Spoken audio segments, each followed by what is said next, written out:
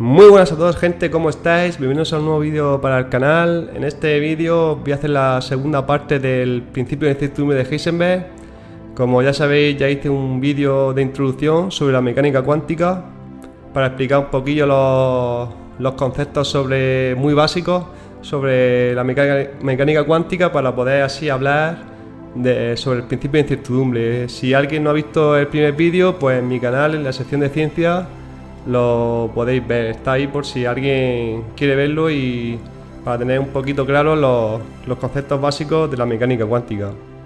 Y voy a hablar ahora del principio de incertidumbre de Werner Heisenberg, que como ya dije era uno de los principios más importantes de la física del siglo XX y muy fundamental en la mecánica cuántica, que habla según se ha extrapolado a internet, sobre que la observación modifica la realidad.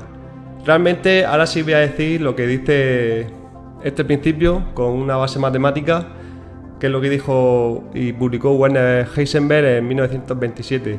Lo que dice es que no podemos medir con precisión y exactitud la cantidad de movimiento y la posición de una partícula, porque cada vez que intentamos medir estas dos magnitudes obtenemos siempre una incertidumbre, un error. Aquí pongo la fórmula matemática, que es esta, y os la explico un poco para ver qué significa cada cosa. Esa P que aparece ahí significa la cantidad de movimiento. Es una magnitud física que no es más ni menos que el producto de la masa por la velocidad. Y esa X que está multiplicando es la posición de la partícula. Los triángulos que veis a la izquierda significa, en física, es la letra griega delta, significa incremento, variación. No me está diciendo más que el producto, la multiplicación de la variación, el cambio que hay en la posición con respecto y en la cantidad de movimiento, el cambio que hay en la cantidad de movimiento, que es la masa por la velocidad. Esa magnitud, el momento lineal. En física es la masa, el producto de la masa por la velocidad. Y me dice que es mayor o igual que h. Esa h es la constante de Planck, que tiene un valor muy pequeñísimo, muy pequeño. Entonces me está diciendo que siempre que intento medir la cantidad de movimiento, el momento lineal de una partícula con la posición, siempre me va a dar un error, una incertidumbre. Vale, vamos a analizar primero un poco esta ecuación. Ya hemos dicho que la P es el momento lineal, producto de la masa por la velocidad, la X la posición, la H es la constante de Planck, pero si os fijáis no aparece un signo de igual, aparece como otro triángulo, que eso es el símbolo de una inecuación. No aparece un igual, que sería una ecuación, sino aparece el símbolo de una inecuación. A ver, esto ya implica unas ciertas cosas. Cuando nosotros tenemos un signo de igual, por ejemplo, A más B igual a C, A más B igual a C, pues ya me está dando una serie de restricciones. Eso es lo que llamo una ecuación, y yo sé que solamente me puede corresponder un valor. O sea, esto solo me puede dar esto. Por así, para más o menos dicho a grosso modo, me da una restricción. Esto solo es igual a esto. Ya está, no hay más valores posibles. Sin embargo, si tengo una inecuación, ya me deja un rango más abierto de posibilidades. Por eso digo que el principio de incertidumbre abarca varias cosas. Pues ya, este principio ya me está diciendo, esta fórmula ya me está diciendo que es posible varios valores. O sea, ya tengo una incertidumbre, un error en la medida.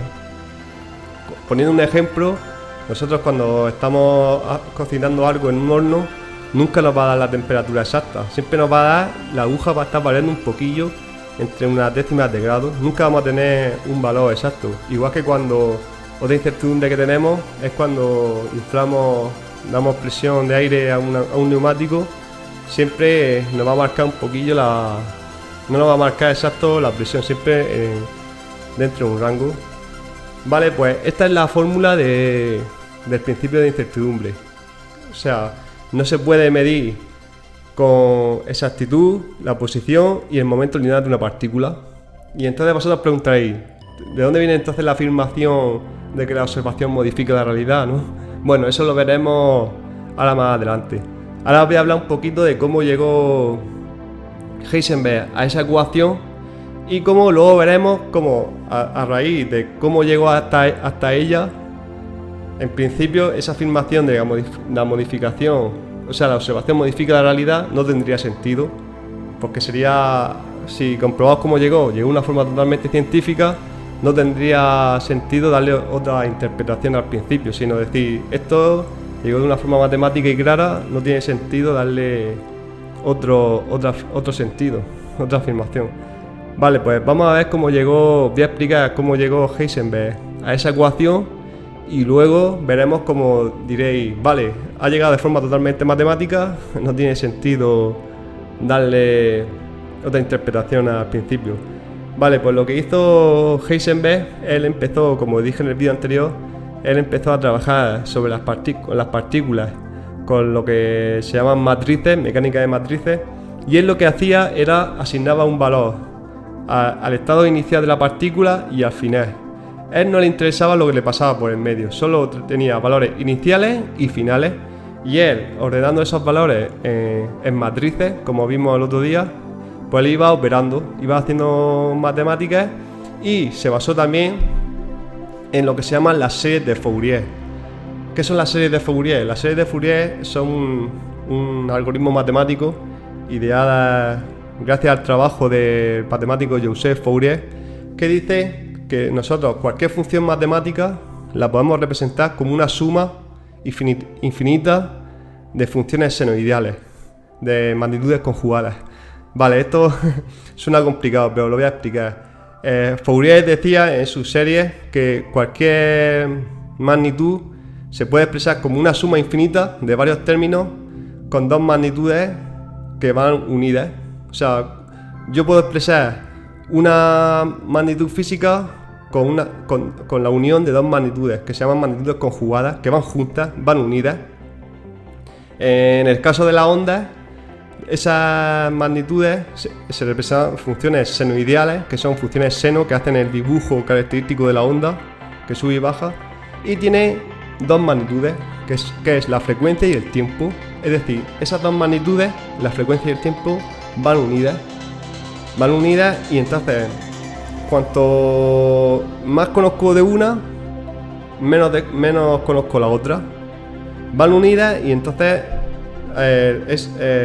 Fourier decía que en la función seno, cuanto más conozco de una, menos conozco de otra. Aquí en este dibujo lo podéis ver bien, he dibujado aquí la frecuencia y el tiempo. Entonces la función seno es el típico dibujo de la onda. Entonces en la serie de Fourier se ven claramente como aquí, por ejemplo, en el primer caso veo que conozco en el eje de la Y está la frecuencia, en el eje de la X está el tiempo. Entonces cuanto más conozco de la frecuencia, cuanto más subo en el eje Y, veis que es más estrecho la frecuencia del tiempo. O sea, lo que conozco el tiempo es más estrecho. Y al revés, en el otro gráfico podéis ver que cuanto más conozco el tiempo, cuanto más ancho es el eje X, menos conozco la frecuencia. Es lo que se conoce en matemáticas y en física como magnitudes conjugadas. Van unidas, entonces cuanto más conozco de una, menos conozco de otra. Esto es, si os preguntáis por qué es así, es una propiedad intrínseca de la naturaleza. La naturaleza es así. Entonces Fourier, gracias a su trabajo de las series, comprobó que tanto en las ondas como en el calor, en la electricidad y demás, podemos expresar varias magnitudes como una suma infinita de estas magnitudes conjugadas. Entonces Heisenberg, conociendo las ideas de Fourier, pues unió, como sabemos que las partículas son ondas, trabajando con estas premisas de la serie de Fourier y ordenando los valores en matrices, él llegó mediante matemáticas, llegó a este principio, a esta fórmula que hemos visto antes. Entonces, yo os puedo decir la pregunta, vale, el trabajo de Heisenberg es puramente matemático y científico. ¿Por qué se da esa interpretación de que la observación modifica la realidad? Pues es lo que vamos a hablar ahora. A ver, nosotros cuando estamos con las pequeñas partículas, para realizar un experimento, yo para medir la posición del electrón, muchas veces tengo que iluminarlo con fotones, con energía. Y entonces eso ya me está modificando la posición original de del electrón. Yo, por ejemplo, puedo tener un electrón en X, pero yo le envío energía para poder verlo, para poder estudiarlo, entonces ya lo desplazo y ya no tengo las condiciones iniciales del experimento. De ahí que se ha malinterpretado un poco a que la observación modifica la realidad. Y yo sinceramente, la verdad que esta afirmación, que no es del todo falsa, no es errónea, pero crea confusión. Realmente Heisenberg, mediante los experimentos que pudo hacer, llegó a la conclusión de que esa incertidumbre, esa indeterminación, ya aparecía, aunque no se observara, por lo que lo hemos visto de las magnitudes conjugadas de las ondas. Las partículas, al ser ondas, ya por su propia naturaleza, ya tiene esa indeterminación, aunque no se mida.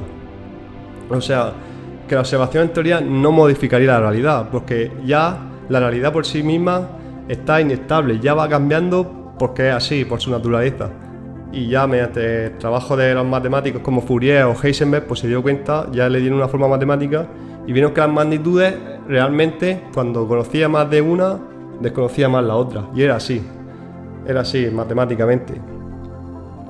Pues entonces yo ahora voy a dar, después de esta pequeña introducción del principio de Heisenberg, bueno, si ha quedado claro lo de la observación modifica la realidad, es porque cuando observamos el experimento, nosotros muchas veces tenemos que bombardear con fotones o energía y ya estamos modificando las características iniciales del experimento.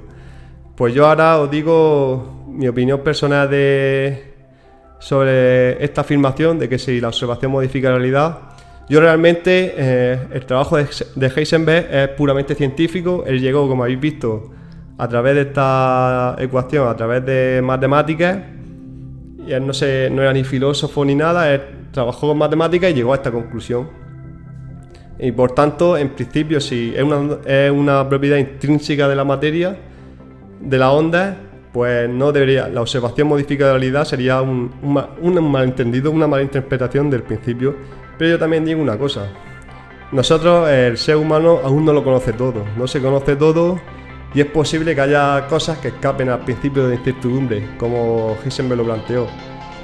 Es posible que sí, que haya cosas que escapen a la física y que podamos cambiar con nuestros pensamientos o nuestras actitudes, poder cambiar la realidad. Entonces para mí, el principio de incertidumbre lo veo como un trabajo puramente matemático, que llegó muy bien descrito, pero también dejo un poco la ventana abierta a que es posible que haya cosas que todavía no conozcamos y que con nuestra mente, actitud y pensamientos podamos no modificar la realidad física, pero sí ayudar a que haya cambios. También me gustaría que pues, en los comentarios dierais vuestra opinión sobre este principio. Lo que quería dejar claro que el principio de incertidumbre de Heisenberg pues, es un trabajo físico-matemático muy bueno, y la interpretación de que la observación modifica la realidad es una mala interpretación de ese principio físico. Realmente Heisenberg no quería decir eso. Él decía claramente que esa indeterminación aparece de forma intrínseca, por la naturaleza de la onda. Que aunque no haya observación, esa indeterminación va a estar, por la naturaleza de la onda. Y como anécdota, pues también como ya un fenómeno de indeterminación que aparece también en el mundo macroscópico es cuando vayáis a darle aire a un neumático, a una rueda de coche. Siempre, para saber la presión, ya tiene que haber una incertidumbre, porque ya tienes que quitarle aire. Ya al meter el pitorro en la gasolinera, ya le estás quitando aire, ya no estás conociendo el valor inicial. Es un pequeño ejemplo, a modo de anécdota, en el mundo macroscópico que todos conocemos. Pues nada, os animo en los comentarios a dejar vuestra opinión sobre el principio de incertidumbre y ya lo veremos en el siguiente vídeo.